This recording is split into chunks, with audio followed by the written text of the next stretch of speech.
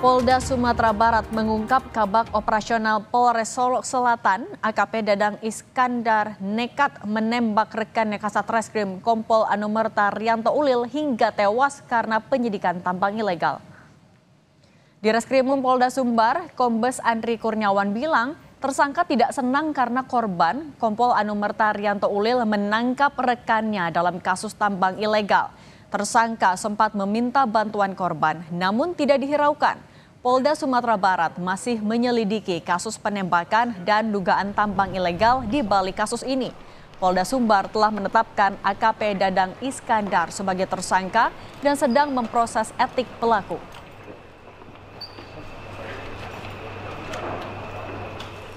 Tidak senang di mana rekanan pelaku ini dilakukan penegakan hukum oleh korban di Polres Solo Selatan, sehingga ketika yang bersangkutan mencoba meminta tolong, kemudian tidak ada respon, selanjutnya yang bersangkutan melakukan sopir kalau dari keterangan penyidik yang menangani.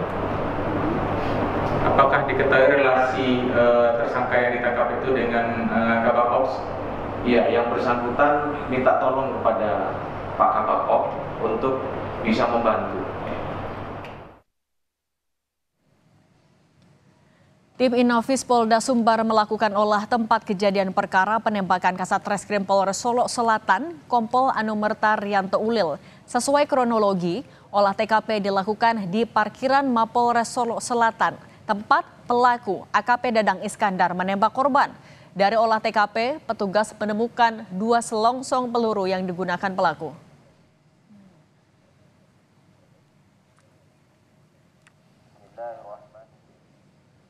Kabar Reskrim Polri, Komjen Wahyu Widada menyebut jajaran Ditipidum Barreskrim Polri dan Inafis sudah berangkat ke Sumatera Barat.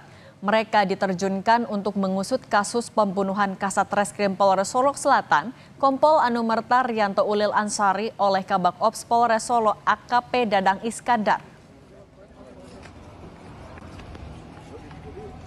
Sudah berangkat ke tim dari Barreskrim, sudah berangkat baik dari kemarin tadi sudah perintahkan Inafis maupun juga dari Ditipidum. Kita semua berduka dengan kejadian ini dan kita akan lakukan proses penyidikan dengan kita asistensi dari Mabes Polri.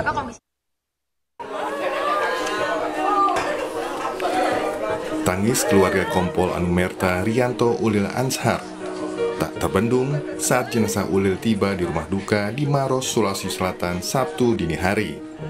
Kematian Kompol Anumerta Rianto Ulil Ansar menyisakan duka mendalam bagi keluarga dan kerabat. Almarhum dikenal sebagai sosok yang sangat peduli dengan keluarga dan rekan kerja.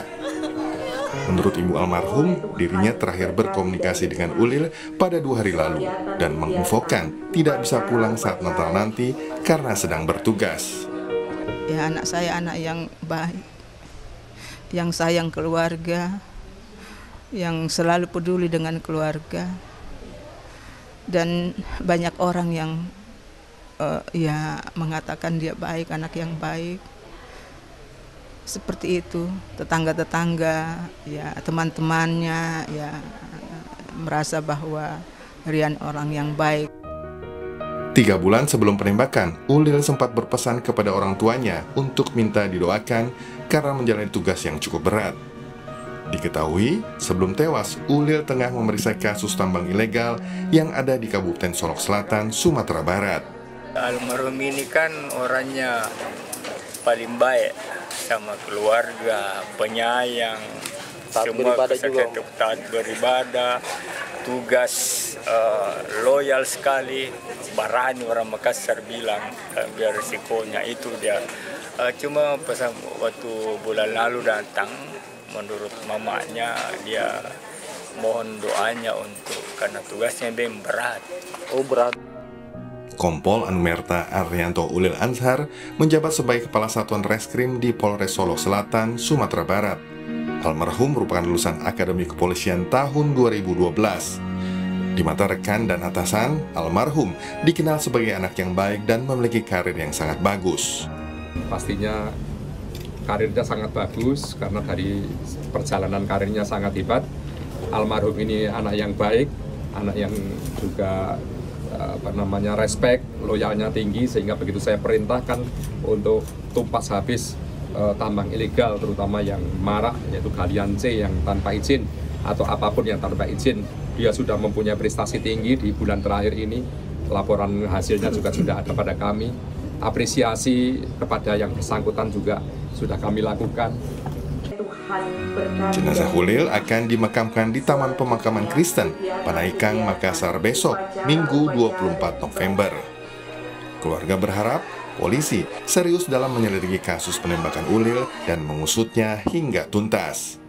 Tim Liputan, Kompas TV.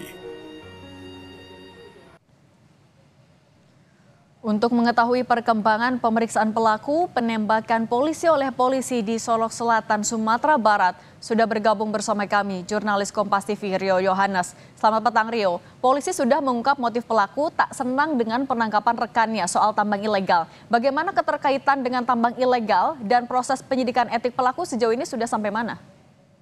Ya, Cindy dan juga saudara, dari hasil penyelidikan dan pemeriksaan terhadap pelaku, ini terungkap beberapa fakta baru, yaitu memang benar adanya bahwasanya pelaku ini terlibat dengan aktivitas tambang galian C ilegal di Kabupaten Solok Selatan. Dan juga setelah menghabisi nyawa korban, itu diketahui bahwasanya pelaku juga melakukan penembakan di rumah Kapolres Solok Selatan. Itu ada 7 tembakan yang dilepaskan oleh pelaku di rumah Kapolres Solok Selatan yang mengarah ke yang mengenai dinding dan kaca di rumah Polres Solok Selatan. Dan memang di sana alhamdulillahnya tidak ada korban di rumah itu.